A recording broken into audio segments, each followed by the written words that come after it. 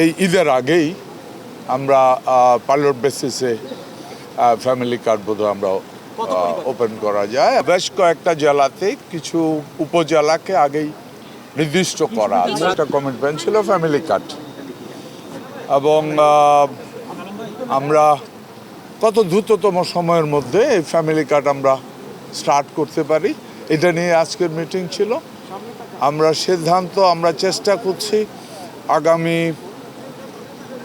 এই ঈদের আগেই আমরা পাইলট বেসিসে ফ্যামিলি কার্ড বোধহয় আমরা ওপেন করা যায়, এবং কতটুকু করা যায়, কত দ্রুত করা যায়, সংখ্যায় কি হবে, এই নিয়ে আমরা বোধহয় 2-1 দিনের ভিতরে আমরা ফাইনাল করে দেবো। আমরা কি আশা করতে পারি যে ঈদের আগে কিছু আমরা এই জন্য আজকের মিটিং, এই জন্য আমাদের আজকের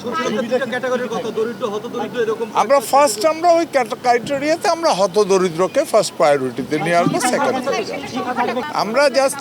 আমরা স্পেসিফিক এখনো কোনো জেলা নাই, আমরা করি না। তারপর কিছু আগেই বোধহয় কিছু এরিয়া আমাদের ফিক্সড করা আছে, আগে একটা সার্ভে করা হচ্ছে, ওই রিপোর্টটা আমার কাছে নাই, যে বেশ কয়েকটা জেলাতে কিছু উপজেলাকে আগেই নির্দিষ্ট করা আছে। সাউদি এক্সপ্রেস করবে ওভারহিটিং শেষ, ইঞ্জিন রাখে ঠান্ডা আর দিবে স্মুথ পারফরম্যান্স। Southee lubricants. কি সুবিধা থাকবে কার্ডগুলোতে, কি সুবিধা থাকবে?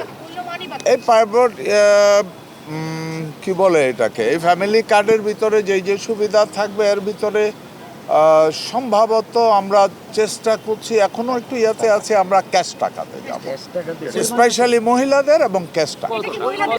মহিলাদেরকে অ্যাকচুয়ালি ব্যাপারটা হলো যেটা আমরা আগেও আমাদের বক্তব্য বলে দিয়েছি, আমাদের মাননীয় প্রধানমন্ত্রীও বলেছে বক্তব্যে, সেটা হলো গরিব যারা, বিশেষ করে মহিলা যারা আছে, এদের ক্যাশ টাকাটা তাদের পরিবারের জন্য অনেক গুরুত্ব বহন করে, বিশেষ করে হতদরিদ্র মহিলারা। এই কারণে আমরা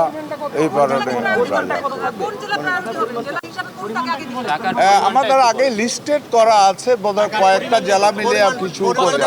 ঈদের আগে আনুমানিক কত মানুষের হাতে দেওয়া যেতে পারে?